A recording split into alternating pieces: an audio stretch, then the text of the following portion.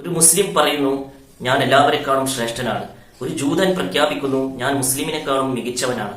ഒരു ക്രിസ്ത്യാനി പറയുന്നു, മുസ്ലിമിനെക്കാളും ജൂതനെക്കാളും മറ്റു മതസ്ഥരെക്കാളും വലിയവനാണ് ഞാൻ. എന്തെന്നാൽ ഞങ്ങൾ ദൈവപുത്രന്റെ ജനതയാണ്. എന്നാൽ ഗോർഷാഹി അവറുകൾ പ്രഖ്യാപിക്കുന്നു, ഏത് മതക്കാരനാണെങ്കിലും ഹൃദയത്തിൽ ദൈവപ്രേമമുള്ളവനാണ് എല്ലാവരെക്കാളും മികച്ചവനും ഉന്നതനും. നാവുകൊണ്ടുള്ള ദിക്റും ആരാധനയും അവന്റെ അനുസരണയെയും വിധേയത്വത്തെയും കാണിക്കുന്നു. എന്നാൽ കൽബ് കൊണ്ടുള്ള ദിക്ർ ദൈവത്തിന്റെ മുഹബത്തും അടുപ്പവും കരസ്ഥമാക്കുന്നതിനുള്ള മാർഗമാണ്. സുഹൃത്തുക്കളെ, നമുക്കറിയാം, ദൈവികമായിട്ടുള്ള എല്ലാ മതവും വന്നിട്ടുള്ളത് മനുഷ്യനെ ദൈവത്തിലേക്ക് അടുപ്പിക്കാനും അവനെ ധാർമ്മികമായിട്ട് നിലനിർത്താനും ആത്മീയമായിട്ടുള്ള മുന്നേറ്റം നടത്തി ദൈവത്തിലേക്ക് അടുപ്പിക്കാനാണെന്ന് നമുക്ക് എല്ലാവർക്കും അറിയാം. എന്നാൽ ഇന്ന് കണ്ടുവരുന്നത് എല്ലാ മതങ്ങളും ആഴം കലരുകയും ശേഷം വർഗീയമായി അവരുടേത് മാത്രമാണ് ശരിയെന്ന് പറയുകയും ചെയ്യുകയാണ്.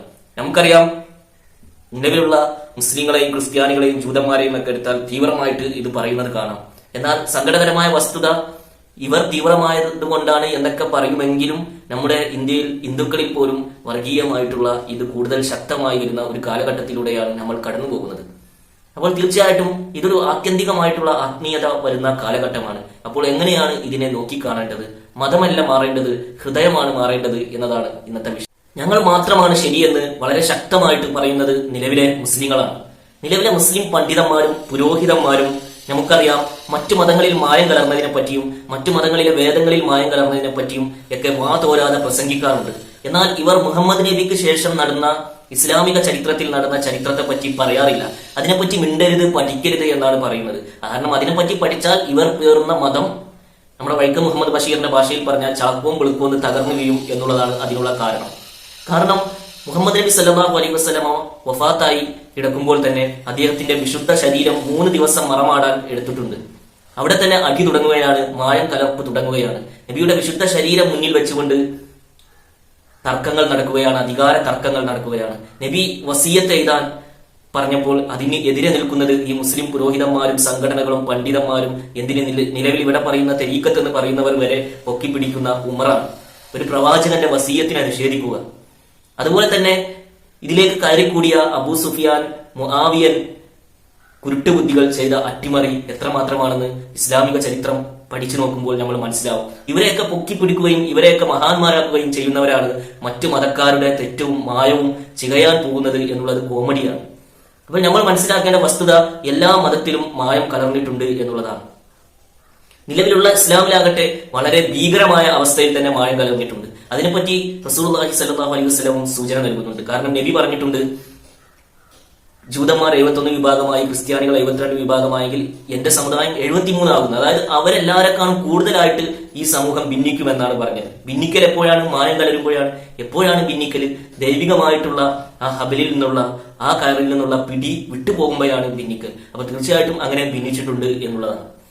ഈ ഹദീസിൽ പറയുന്ന ഒരു സംഭവം എന്താണെന്ന് പറഞ്ഞാൽ, മുസ്ലിങ്ങളിൽ മാത്രം ഒരു വിഭാഗം നേർവയിൽ ആകും എന്നല്ല, എല്ലാ സമൂഹവും ഭിന്നിച്ചിട്ടുണ്ട്. എല്ലാ സമൂഹത്തിലും ഒരു വിഭാഗം നേർവയിലാണ്, എല്ലാത്തിലും ഒരു വിഭാഗം നേർവയിലാണ്. അത് ആരാണ് എന്നാണ് നമുക്ക് നോക്കേണ്ടത്. അപ്പോൾ എല്ലാ മതങ്ങളും ഭിന്നിച്ചിട്ടുണ്ട് എന്നുള്ളതാണ്.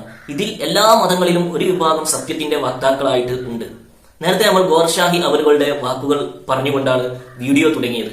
അവിടെ പറഞ്ഞു, ഹൃദയത്തിലുള്ള ദിക്റിനെ പറ്റി അവിടെ സംസാരിക്കുകയുണ്ടായി.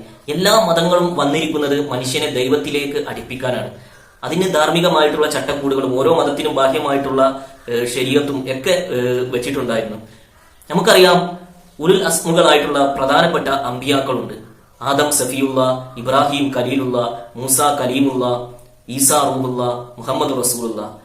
ഇവരുടെ മതമൊന്നും, ഇവർ കൊണ്ടുവന്നതൊന്നും ഒരിക്കലും അവസാനിക്കുന്നില്ല, റദ്ദ് ചെയ്തു പോകുന്നില്ല. ഖിയാമത്ത് നാൾ വരെ പ്രസക്തമാണ് ഇവർ കൊണ്ടുവന്ന മതം, ദീൻ എന്ന് നമ്മൾ തീർച്ചയായിട്ടും മനസ്സിലാക്കേണ്ടതുണ്ട്. ആദം നബിയുടെ ഇതിൽ വരുന്നതാണ് ഇന്ത്യയിലുള്ള ഹിന്ദുക്കളൊക്കെ. അതുപോലെ തന്നെ ക്രിസ്ത്യാനികൾ ഈസാ നബിയുടെ ആളുകളാണ്, മൂസാ നബിയുടെ ആളുകളാണ് ജൂതന്മാർ, മുഹമ്മദ് നബിയുടെ ആളുകളാണ് മുസ്ലിങ്ങൾ. അപ്പൊ നിലവിലുള്ള പ്രമുഖമായിട്ട് ഇവിടെ നിൽക്കുന്ന മതങ്ങളൊക്കെ നമ്മൾ പറഞ്ഞു. അപ്പൊ എല്ലാം വ്യത്യസ്തമാകുന്ന ഇവിടുത്തെ സൗന്ദര്യം തന്നെയാണ്. പക്ഷേ ഈ അവസാനമായിട്ടുള്ള ഈ ആത്യന്തിക ആത്മീയതയിലേക്ക് നീങ്ങുന്ന ഈ കാലഘട്ടത്തിൽ എല്ലാ മതങ്ങളും ഒന്നിക്കേണ്ടതുണ്ട്. എവിടെയാണ് ഒന്നിക്കേണ്ടത്? എന്തിനാണ് ഈ മതങ്ങൾ വന്നത് എന്ന് ഗോർഷാഹി അവരുടെ വാക്ക് നമ്മൾ ഉദ്ധരിച്ചു. ദൈവത്തിലേക്ക് അടുപ്പിക്കാനാണ്, ദൈവപ്രേമമുള്ളവനാണ് ഏറ്റവും ഉന്നതൻ. അപ്പൊ ദൈവത്തിന്റെ പ്രേമം കരസ്ഥമാക്കാൻ, ദൈവത്തിലേക്ക് അടുപ്പിക്കാനാണ് എല്ലാ മതങ്ങളും വന്നിട്ടുള്ളത്. അതാണ് അതിന്റെ പോയിന്റ്. ബാഹ്യമായിട്ടുള്ള മറ്റു ശരീരത്തും ഒക്കെ നിൽക്കുമ്പോഴും അതിന്റെ പോയിന്റ് ദൈവത്തിലേക്ക് അടുപ്പിക്കുക എന്നുള്ളതാണ്. അപ്പോൾ എന്തിനാണോ വന്നത് ആ കാര്യം പരിശോധിക്കുമ്പോൾ ലോകത്തുള്ള എല്ലാ മനുഷ്യന്റെ ഉള്ളിലും ആന്തരിക ഫംഗ്ഷൻ ഉണ്ട്. നമുക്കറിയാം ആത്മീയതയുടെ ആദ്യ സ്റ്റെപ്പ് എന്താണെന്ന് നമ്മൾ ഈ ചാനലിൽ പറഞ്ഞിട്ടുണ്ട്. അതിലേക്ക് സൂചന നൽകുന്ന ഒരു ചാനലിനെ അൾട്രാ മിഷൻ എന്ന് പറഞ്ഞുകൊണ്ട് നമ്മൾ പരിചയപ്പെടുത്തിയിട്ടുമുണ്ട്. ആത്മീയതയുടെ ആദ്യ സ്റ്റെപ്പ് എല്ലാ മനുഷ്യരിലും ദൈവം ആന്തരികമായിട്ടുള്ള ഫംഗ്ഷനുകൾ വെച്ചിട്ടുണ്ട്. അപ്പൊ ആത്മീയതയുടെ ആദ്യ സ്റ്റെപ്പ് അവന്റെ ആത്മാവ് ഉണരണമെങ്കിൽ ആദ്യം ആന്തരികമായിട്ടുള്ള ഹൃദയത്തെ ഉണർത്തണം. അവിടെ ദിവ്യപ്രഭ പ്രവേശിക്കണം. അവിടെ ദിവ്യപ്രഭ പ്രവേശിക്കാൻ ആ ഹൃദയത്തിന്റെ പൂട്ട് പൊട്ടിക്കാൻ കഴിയുന്ന ഒരു ഗുരുവര്യനെ കൊണ്ട് അവിടെ പൂട്ട് പൊട്ടിയിട്ട് ഹൃദയം ഓപ്പൺ ആവുകയും അവിടെ ദൈവത്തിന്റെ ദിക്ർ പ്രവേശിക്കുകയും ചെയ്യണം. അപ്പോഴാണ് ഹൃദയത്തിന്റെ പൂട്ട് പൊട്ടിയാലാണ് അവന്റെ ആത്മാവും ഉണരൽ, മറ്റ് ഫംഗ്ഷനുകളും ഉണരൽ എന്ന് നമ്മൾ പറഞ്ഞു. അപ്പൊ തീർച്ചയായിട്ടും ഇവിടെ എല്ലാ മതങ്ങളെയും ജോയിന്റ് ആക്കേണ്ടത്, ഒന്നിപ്പിക്കേണ്ടത് ഈ മർമ്മത്തിലാണ്. തീർച്ചയായിട്ടും ഒരാളുടെ ഹൃദയം ഉണർന്നു കഴിഞ്ഞാൽ മതമല്ല മാറേണ്ടത്, ഹൃദയമാണ് മാറേണ്ടത്.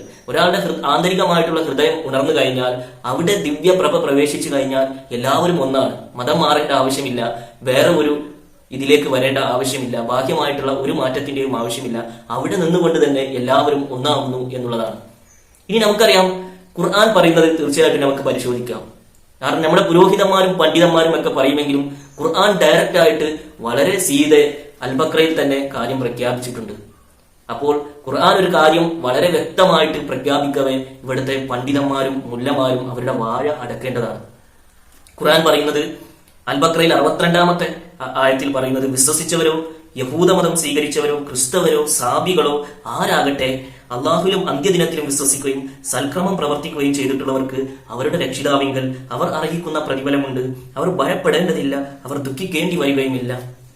അള്ളാഹുവിന്റെ ഔലിയാക്കളെ പറ്റി, അതായത് ദൈവത്തിന്റെ സുഹൃത്തുക്കളെ പറ്റി പറയുമ്പോഴാണ് ഖുർആൻ അവർ ഭയപ്പെടേണ്ടതില്ല, അവർ ദുഃഖിക്കേണ്ടതുമില്ല എന്ന് പറയും. ആ പ്രയോഗമാണ് ഇവിടെ പ്രയോഗിച്ചിട്ടുള്ളത്. അപ്പോൾ എല്ലാ മതത്തിലും, നിലവിലുള്ള എല്ലാ ദൈവിക മതത്തിലും അള്ളാഹുവിന്റെ ഔലിയാക്കൾ, ദൈവത്തിന്റെ സുഹൃത്തുക്കൾ ഉണ്ടാകാം. നിങ്ങൾ ഒരു ഗുരുനാനക്കിനെ നിഷേധിക്കുമ്പോൾ, നിങ്ങളൊരു സായിബാബയെ നിഷേധിക്കുമ്പോൾ നിങ്ങൾ നിഷേധിക്കുന്നത് അള്ളാഹുവിന്റെ വലിയനെയാണ്, അള്ളാഹുവിന്റെ സുഹൃത്തിനെയാണ്, ദൈവത്തിന്റെ സുഹൃത്തിനെയാണ്. അപ്പോൾ തീർച്ചയായിട്ടും നിങ്ങളുടെ ആന്തരിക ആത്മീയത അതിന്റെ പേരിൽ കട്ട് ചെയ്യപ്പെടും എന്ന് നിങ്ങൾ ഓർക്കേണ്ടതാണ്. നിലവിൽ പറയാറുണ്ട് ഇന്നദ്ദീന ഇൻദല്ലാഹിൽ ഇസ്ലാം എന്നൊക്കെ പലരും ഉദ്ധരിച്ചുകൊണ്ട് ഞങ്ങളുടെ മതം മാത്രം, ഇസ്ലാം മാത്രമാണ് ശരി എന്നൊക്കെ പറയാറുണ്ട്. ഇസ്ലാം എന്നതിന്റെ ഒരു മീനിങ് നിങ്ങൾ നോക്കണം. ദൈവത്തിന് കീഴ്പ്പെടുക, ദൈവത്തിന് സമർപ്പിക്കുക, ദൈവത്തിന് സമർപ്പിച്ചുകൊണ്ട് സമാധാനത്തിലേക്ക്, ശാന്തിയിലേക്ക് നീങ്ങുക. ഇതൊക്കെയാണ് അതിന്റെ പ്രാഥമികമായിട്ട് നമ്മൾ പഠിച്ച മീനിങ്. ആ മീനിങ് വെച്ച് നിങ്ങൾക്ക് വായിക്കാവുന്നതേ ഉള്ളൂ. ഇത് തന്നെയാണ് എല്ലാ അമ്പിയാക്കളും കൊണ്ടുവന്നത്. വ്യത്യസ്തമായ ശരീഅത്തുകളൊക്കെ വന്നിട്ടുണ്ടെങ്കിലും എല്ലാ അമ്പിയാക്കളും കൊണ്ടുവന്നത് ഇത് തന്നെയാണ്. അതുപോലെ തന്നെ ഇവിടെ ഇസ്ലാം എന്നുള്ള ഒരു മതമായി നമ്മൾ എടുത്താലും ഇവിടെ ഇസ്ലാം പോലെ തന്നെ വേറെ മതങ്ങളും വന്നിട്ടുണ്ട്. അതൊക്കെ വന്നിട്ടുള്ളത് ദൈവത്തിൽ നിന്നാണ്. പക്ഷെ അതൊക്കെ ദൈവത്തിൽ നിന്ന് വന്നതെല്ലാം വ്യത്യസ്തമായിട്ടുള്ള രീതിയിലായാലും എല്ലാം ദൈവത്തിലേക്ക് അടുപ്പിക്കാനാണ്. അതിന്റെ പോയിന്റാണ് നമ്മൾ നേരത്തെ പറഞ്ഞത് എന്നുള്ളത് ഓർക്കുമ്പോൾ ഓരോ മതത്തിലെയും ആളുകൾ പറയാറുണ്ട് അവർ യേശുവിനെ സ്വീകരിക്കുന്നില്ല, അപ്പോൾ അവരെങ്ങനെയാ ശരിയാകുക? അവർ മുഹമ്മദ് നബിനെ സ്വീകരിക്കുന്നില്ല, അവരെങ്ങനെയാ ശരിയാകുക? അവർ മോശയെ സ്വീകരിക്കുന്നില്ല, അവരെങ്ങനെയാ ശരിയാകുക? യഥാർത്ഥത്തിൽ ഇവരെയൊക്കെ സ്വീകരിക്കാൻ വായുകൊണ്ട് പറയുന്നവരോ ഏതെങ്കിലും നിലവിലെ മതത്തിന്റെ പേരിട്ടവരോ അതിന്റെ ആചാരങ്ങൾ ചെയ്യുന്നവരോ എന്നല്ല. ഇവരെയൊക്കെ എങ്ങനെയാണ് സ്വീകരിക്കേണ്ടത്? നമ്മൾ നേരത്തെ പറഞ്ഞ പോലെ ആന്തരിക ഹൃദയം ഓപ്പൺ ആയി കഴിഞ്ഞാലാണ് ദൈവവുമായിട്ടുള്ള കണക്ഷൻ, യഥാർത്ഥ കണക്ഷൻ വരുന്നത്. അന്നേരമാണ് അവർ, എന്നിട്ട് അവരുടെ തലം ഉയരുമ്പോഴാണ് യഥാർത്ഥത്തിൽ ഈ മഹാന്മാരായിട്ടുള്ള അമ്പിയാക്കളുമായിട്ടും ഋഷിവര്യന്മാരുമായിട്ടുള്ള യഥാർത്ഥ കണക്ഷൻ ഉണ്ടാകുന്നത്. അപ്പോഴാണ് ഏത് പ്രവാചകന്റെ പൊസിഷൻ ഏതാണ് എന്നൊക്കെ അവർക്ക് യഥാർത്ഥത്തിൽ അറിയാൻ കഴിയുന്നത് എന്നുള്ളതാണ്. അവിടെയും അതാണ് നടക്കുന്ന പ്രക്രിയ എന്ന് നിങ്ങൾ ഓർക്കേണ്ടതാണ്. അപ്പോൾ അവസാന കാലഘട്ടമായിരിക്കുകയാണ് ഏകദേശം. ഇവിടെ ഈ ഇരുട്ട് സർവ്വവ്യാപകമായിരിക്കുകയാണ്. അപ്പോൾ ആത്യന്തികമായിട്ടുള്ള ആത്മീയതയിലേക്ക് പോകേണ്ട ഒരു കാലഘട്ടം സജ്ജമായിരിക്കുകയാണ്. അപ്പോൾ തീർച്ചയായിട്ടും നിലവിലുള്ള മതങ്ങളുടെ ഒരു ചട്ടക്കൂടൊക്കെ കൊണ്ടുവന്നിരുന്നു ഓരോ പ്രവാചകനും ഓരോ ഋഷിവര്യനും ഇവിടെ വരുമ്പോൾ. അപ്പോൾ തീർച്ചയായിട്ടും ആ ചട്ടക്കൂടിനെ വളരെ പ്രധാനമായിട്ട് തന്നെ ഇവിടെ പറയേണ്ടതുണ്ടായിരുന്നു. അതുകൊണ്ട് അവർ അങ്ങനെ പറഞ്ഞിരുന്നു തീർച്ചയായിട്ടും. പക്ഷേ ഇനി ഇവിടെ വരുന്നത് അതിനൊക്കെ അപ്പുറമുള്ള ഒരു ആത്മീയതയുടെ ഘട്ടത്തിലേക്ക് മനുഷ്യൻ കടക്കേണ്ട അവസരം വന്നിരിക്കുകയാണ്. അപ്പൊ തീർച്ചയായിട്ടും മനുഷ്യൻ ഒന്നിക്കേണ്ടത്, എല്ലാ മതങ്ങളും ഒന്നിക്കേണ്ടത് ഹൃദയം മാറിക്കൊണ്ടാണ്. മനുഷ്യന്റെ ഹൃദയമാണ് അടഞ്ഞു കിടക്കുന്നത്, മനുഷ്യന്റെ ആന്തരികമായിട്ടുള്ള ഹൃദയമാണ് അടഞ്ഞു കിടക്കുന്നത്. അതുകൊണ്ടാണ് ഇവിടെ ആത്മീയത അടഞ്ഞു കിടക്കുന്നത്. അപ്പൊ ആത്മീയത തുറക്കാൻ വേണ്ടി മനുഷ്യന്റെ ആന്തരിക ഹൃദയമാണ് തുറക്കേണ്ടത്. അവിടെയാണ് ഇരുട്ടുള്ളത്. മനുഷ്യന്റെ ഉള്ളിലാണ് വൃത്തിയാക്കേണ്ടത്. അവിടെയാണ് അഴക്കുള്ളത് എന്ന് തീർച്ചയായിട്ടും നിങ്ങൾ മനസ്സിലാക്കുക.